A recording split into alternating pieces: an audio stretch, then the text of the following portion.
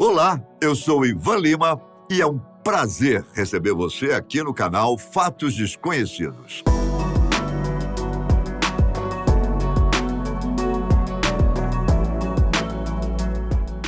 Juntos, vamos fazer agora uma pequena viagem, a fim de saber como é que a relação espaço-tempo associada à gravidade pode influenciar na longevidade de um ser vivo.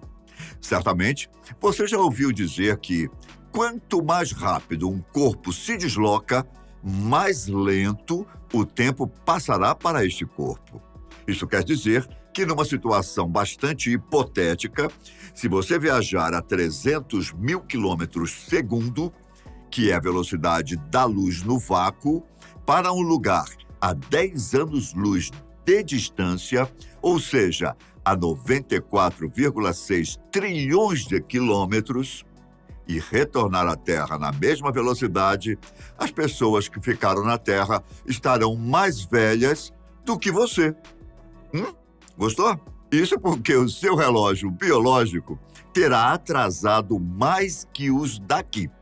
De acordo com o princípio da equivalência, que está incluído na teoria da relatividade de Einstein, não só a velocidade, mas também forças gravitacionais exercem uma grande influência neste resultado. Isto é, quanto mais próximo você chegar de um objeto de alta gravidade, maior sua velocidade e, consequentemente, menor o tempo passado. O princípio da equivalência de Einstein nos diz que, basicamente, aceleração e gravidade são iguais e que a mesma matemática capaz de descrever um processo necessariamente descreve o outro.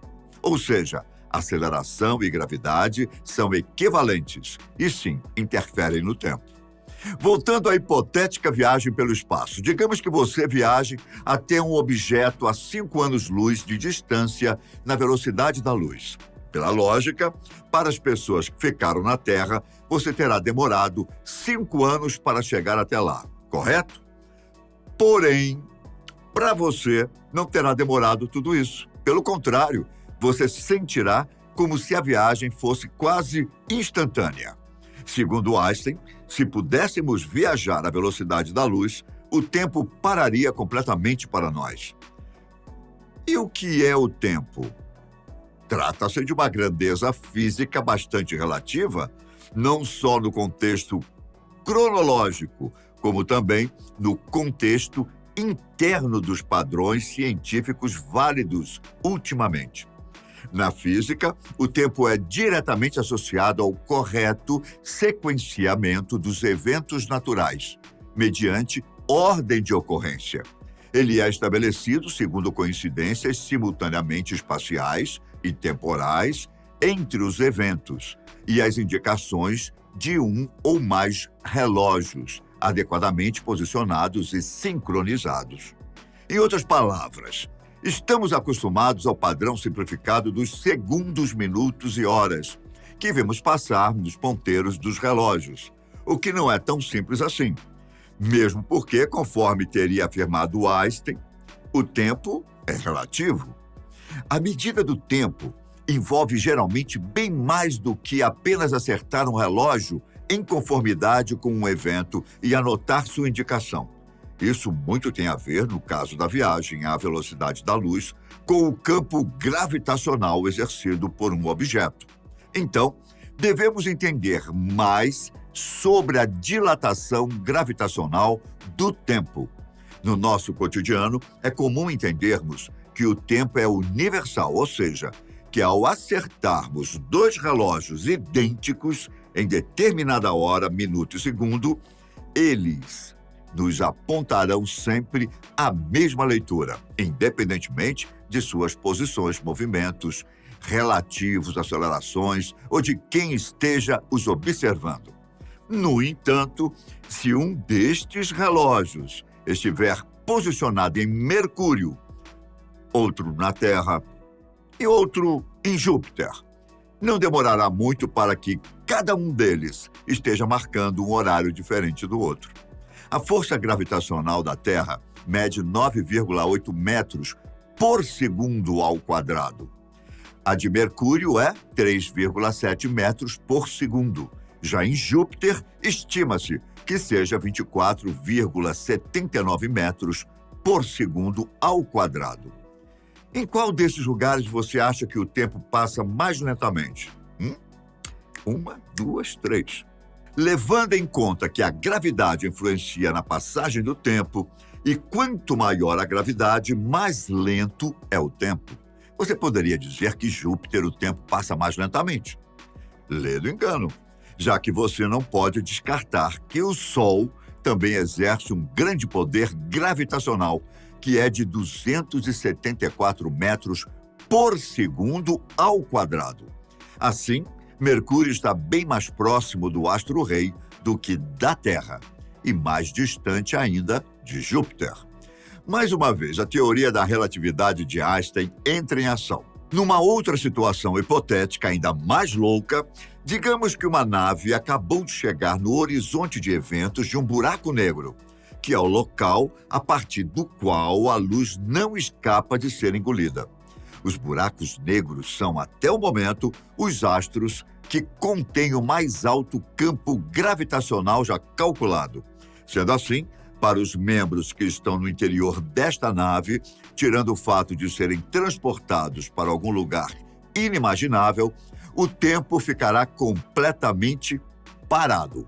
Pela lógica, nem se mover será algo possível para os membros desta nave, já que o movimento também está relacionado ao tempo. Você já ouviu falar sobre o paradoxo dos gêmeos?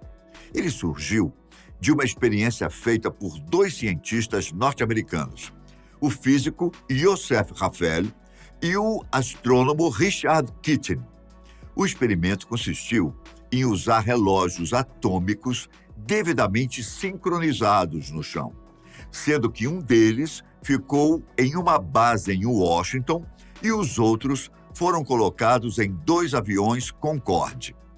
Os aviões voaram em direções opostas, em diferentes altitudes e velocidades, um no sentido leste-oeste e o outro no sentido contrário.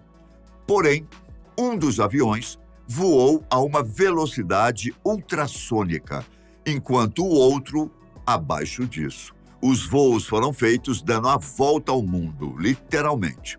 Ao final, o tempo que passou em cada relógio foi comparado, tendo como resultado uma diferença de centenas de nanosegundos entre eles. A diferença pode parecer ínfima e imperceptível aos olhos leigos, mas não para a ciência. A partir do experimento, chegaram à seguinte conclusão. Em relação a quem acompanhou o relógio fixo em Washington, o piloto que voou a velocidade ultrassônica retornou 341 nanosegundos mais jovem. Já o outro piloto, 73 nanosegundos mais velho. Dois efeitos foram responsáveis para que essa diferença ocorresse. Um deles é a dilatação temporal cinemática, da teoria da relatividade restrita, explorado didaticamente por meio do chamado paradoxo dos gêmeos. Hipoteticamente, um gêmeo permaneceria na Terra, enquanto o outro viajaria para uma estrela próxima e retornaria depois de, digamos, 10 anos terrestres. Nesse caso, o que viajou envelheceu apenas 8 anos, ficando 2 anos mais jovem que seu irmão gêmeo. E essa tal gravidade? O que é isso mesmo? Bom, em termos gerais, é uma das 4 forças fundamentais da natureza. As 3 outras são o eletromagnetismo, a força nuclear fraca e a força nuclear forte. Tanto Newton quanto Einstein tinham visões diferenciadas sobre a gravidade, que, de forma geral, é a força que confere peso aos objetos e que faz com que caiam no chão quando soltos. A queda em si é provocada por uma atração mútua entre os objetos. Por incrível que pareça, e mesmo que seja completamente imperceptível, há uma atração entre eles. Se você solta uma bola de boliche de uma certa altura, ela será atraída pelo planeta, assim como o planeta será atraído por ela. Contudo, como a Terra é infinitamente maior e mais pesada do que a bola de boliche, não é possível sentir nem muito menos vê-la se mover contra a bola. Mas por que a gravidade influenciaria também no tempo? Ora, a gravidade tem o poder de distorcer o valor temporal. Quanto maior a fonte da gravidade, menor será o tempo ocorrido. Em outras palavras, quanto mais próximo a pessoa estiver de uma fonte de gravidade e quanto maior a massa desta fonte, mais lento o tempo se passa para esta pessoa. Associe isso à velocidade da luz em direção a algo de grande gravidade. Logo, o tempo sofrerá distorções, no caso, tornando-se mais lento. Por exemplo, se fosse possível enviar um ser vivo para morar em Mercúrio, ao longo da vida, ele teria apenas 14 segundos a menos que outro ser da mesma idade que vivesse na Terra. Essa diferença aumenta à medida que cresce a distância entre nosso planeta e o outro ponto mais longínquo no espaço. Precisamos considerar, além disso, a força gravitacional deste outro ponto. No exoplaneta Kepler 452b, que está a 1.402 anos-luz de distância da Terra, a diferença de tempo de idade seria de 2 horas e 10 minutos, sem contarmos a força gravitacional do planeta, que é estimada em 18,6 metros por segundo ao quadrado. Então, para quem desejar manter a longevidade, que realmente sofre influência do espaço-tempo e da gravidade, a viagem teria que ser feita à velocidade da luz para um ponto muito distante mesmo da Terra.